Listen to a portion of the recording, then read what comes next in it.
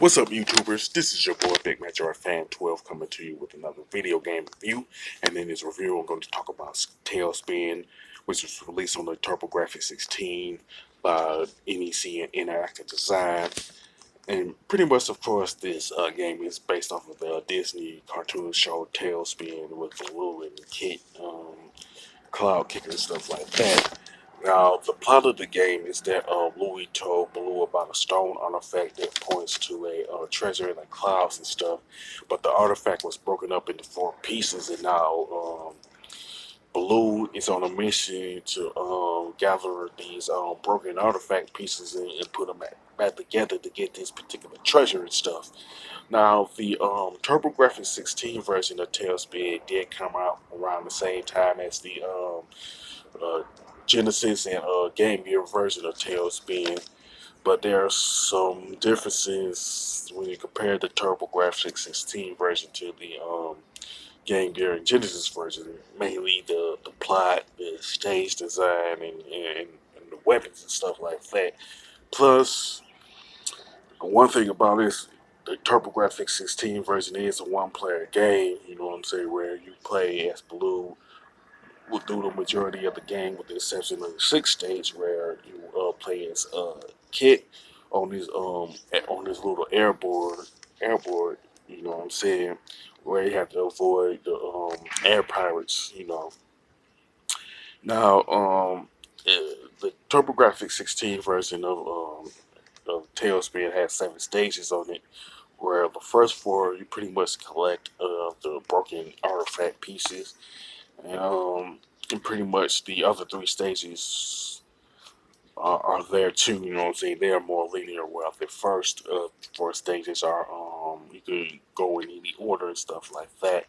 Now the stages are the Watusi River Valley, Shere Khan's Aerodrome, Ice Cave, Denbrig, the Great Simeon Reef, Air Wars, the Iron Vulture, and the Iconian Air Wars. Now, pretty much the each stage has its own set of enemies. You know what I'm saying? Like, for example, the Watusi River Valley has monkeys and Watusis that you have to deal with. Some throw projectiles and some don't. When it comes to the monkeys and the Watusis throw, some of the Watusis will throw spears, while the monkeys, some of the monkeys throw coconuts and everything. And pretty much the bosses in the game are the Batusi Witch Doctor in stage 1, the Shere Khan in stage 2, Colonel Spidget and Sergeant Dunder in stage 3, John Jellyfish in stage 4, and Don Curtis, who was the leader of the Air Pirates in stage 7 and stuff like that. It is worth noting that Blue has 3 lives and 9 continues that you can use if you run out of lives and stuff like that. And as far as the weapons are concerned, Blue can use coconuts, snowballs, and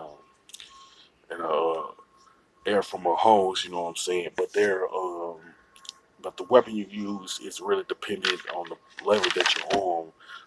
Like, for example, with the Watusi River Valley, Shere Khan's Aero, Aerodome, and pretty much you pretty much using the coconuts on those stages, while you use the snowballs in the ice cave stage, and the air pump kind of like I want to describe it, is a great Simeon reef. Now, as far as the items are concerned, you pretty much get one-ups, which are represented by Blue's head, and then there's the invincibility, and the gold and half gold to restore health and stuff like that. Then some bonus items when you complete the stages are the Watusi feathers, the ice bars, and pretty much the propellers and the Simeon reef furs and stuff like that. Now, the graphics and design for TaleSpin for the TurboGrafx-16 are pretty good, and it has some nice color palettes to it.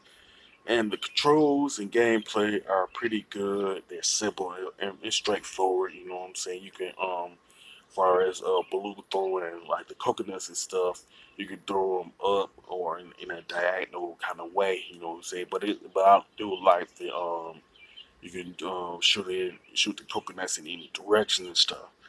And the soundtrack to this TaleSpin game on TurboGrafx-16 is pretty good, and it matched the tone of the TaleSpin TV show, and it's pretty consistent in my opinion, and stuff like that.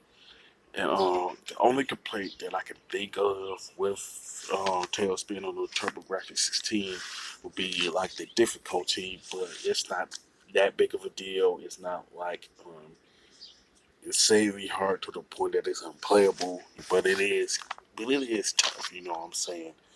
Especially if you're playing it for the first time. So expect to pretty much use some of the continues, if not all of them. You know what I'm saying? Well, all in all, TaleSpin for the TurboGrafx-16 is a pretty good game, you know what I'm saying, and I would definitely recommend it to anybody who is a retro gamer and people who are fans of the TaleSpin cartoon show and stuff like that. Now, as far as the score, I definitely give TaleSpin for the TurboGrafx-16 an 8 out of 10, you know. Um, with that being said, you can sound off in the comment section about TaleSpin for the TurboGrafx-16. Do you like it? Do you hate it? Do you prefer it over the pretty much the Game Gear and Genesis version? Do you like the soundtrack and all that? You know what I'm saying? Now, if you like this video, don't hesitate to click the thumbs up button. Don't forget to subscribe and hit that bell notification button. This is your boy Big Metro Fan 12 signing off.